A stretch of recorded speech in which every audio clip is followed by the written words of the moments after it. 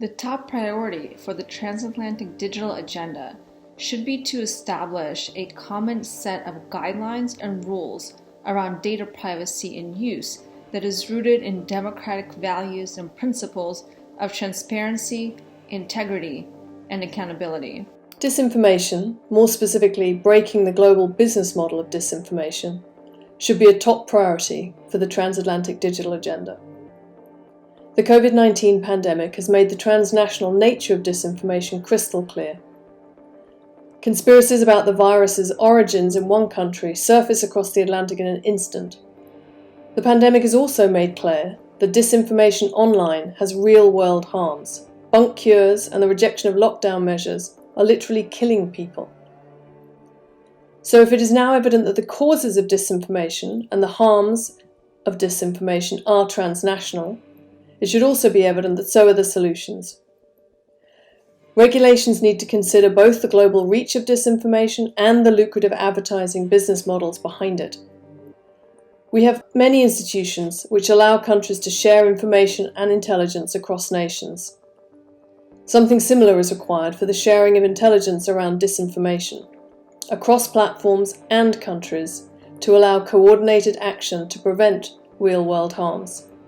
When we talk about what our priority should be in the creation of a transatlantic digital agenda, I think there is a tendency to talk about the need for a democratic framework and greater cooperation between Europe and the United States, which of course just feels like an empty platitude. At the same time, I don't think we can address some of the specific threats in the digital arena, whether we're talking about artificial intelligence, quantum computing, disinformation, government surveillance, without first going back to that bigger picture question, which is, what should a democratic internet look like? And I think the starting point there needs to be looking at digital rights in the same way that we look at human rights, where there actually is broad consensus between Europe and the United States. Because if we don't first establish that framework, we are going to end up with a bifurcated internet, where each country is going to create their own sovereign internet space. They'll be able to control and manipulate information, which of course leads us down the path of authoritarian countries like China and Iran. The top priority of the transatlantic digital policy agenda should be to ensure that the way people interact and communicate with each other is not determined solely by private companies or solely by governments. The digital public sphere should serve the public interest and not corporate or governmental interests.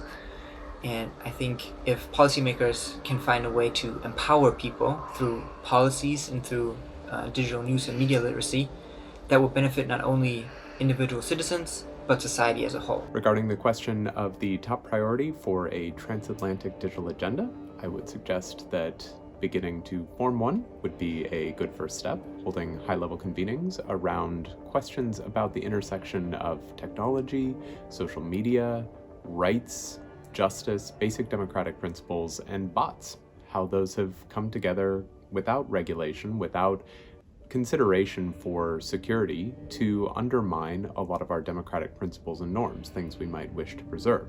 Everyone is talking about algorithms, data protection, ad transparency, etc. Let me highlight a different problem. I think the policymakers on both sides of the Atlantic should demand that the digital companies have a significantly tougher position against the known disinformation-oriented outlets. It isn't fair that Voice of America gets the same label as Russia Today, since they are both state-controlled media.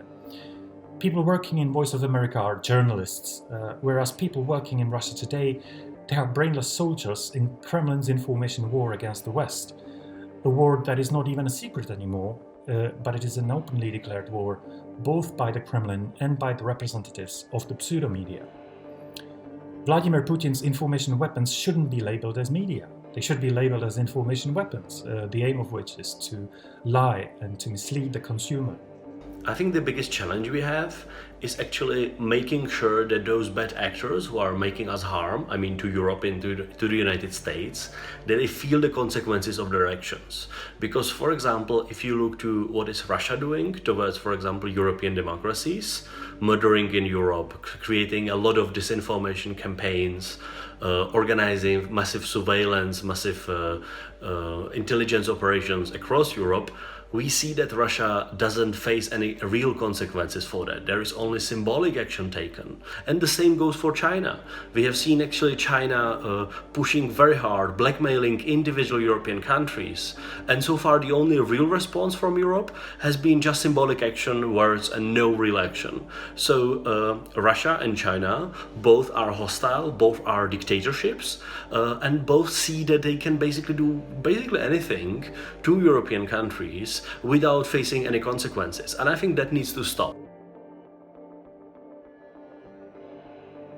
In the past 4 years, our community has been very much more discussing than it was before on sharing information, sharing research, sharing research papers together in order to understand better the issue of disinformation.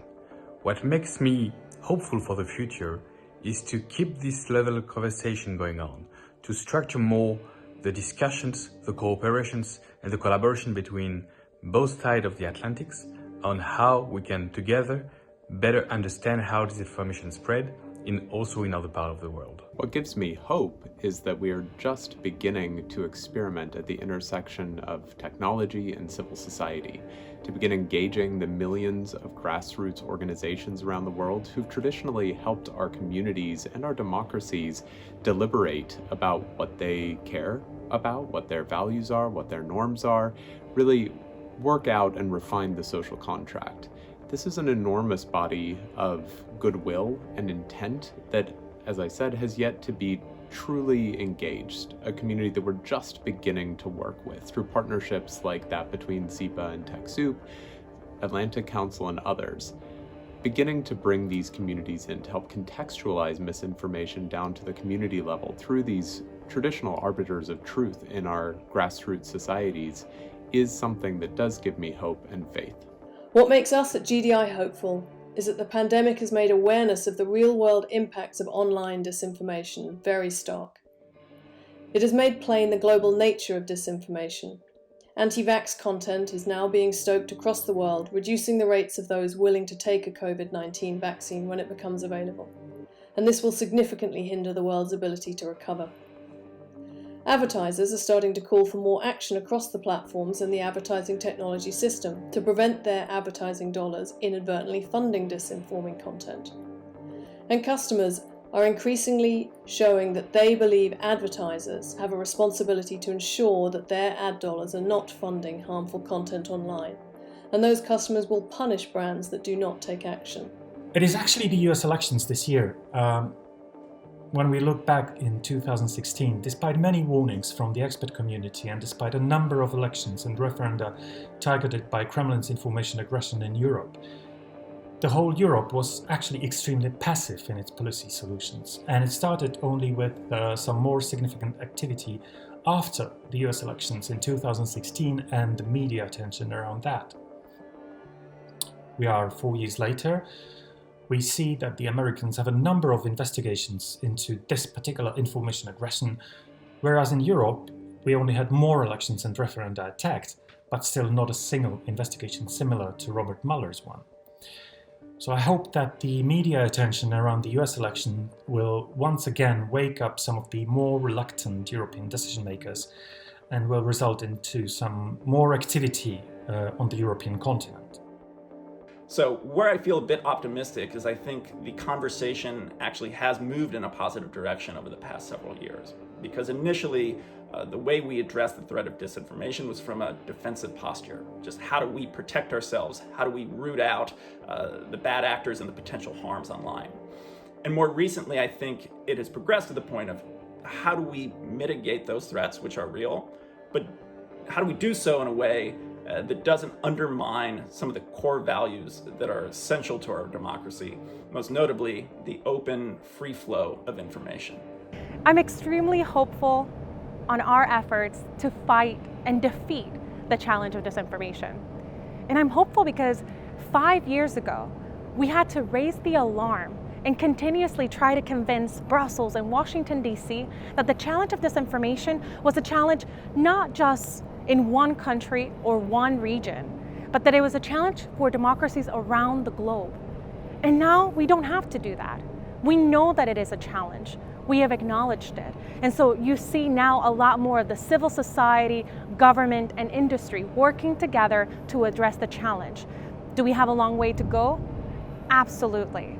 But at least we know that we're in this fight together and we don't have to convince people that this is a problem. And that makes me hopeful. That the spirited actions that are already visible from a lot of people, researchers, scientists, activists, citizens themselves, can inspire policymakers and decision makers to come together as well. And what makes me hopeful? Well, it is actually that there is so much evidence of Russian and Chinese interference in European and American democracies that it's almost impossible, I hope, to actually deny that the threat is here and action should be taken. So that makes me hopeful, while at the same time thinking, well, what else do they have to do so that we will start pushing back and start actually inflicting cost on their hostile behavior. And that should be our number one goal currently as we go on. We have come a long way in our work to counter foreign disinformation campaigns. What gives me hope is that I see a whole of society approach emerging in which social media platforms, civil society groups, and governments are increasingly working together to share information so we can collectively start to counter foreign information influence operations.